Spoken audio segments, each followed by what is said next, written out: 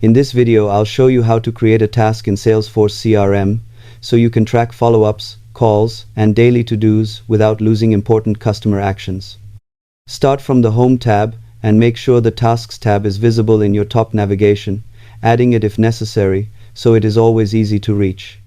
Open the Tasks workspace where you can view existing items and see what is due or completed, then click the small drop-down or New Task option near the top to open the task form. Enter a clear subject, set a due date, and choose a priority so you instantly understand urgency when reviewing your list later. If the task relates to a contact, deal, or case, link it to that record for better context and assign ownership to yourself or a teammate as needed. Adding short notes or reminders can also help ensure timely follow-ups and better accountability. Subscribe for clear beginner tech tutorials and honest walkthrough videos every week.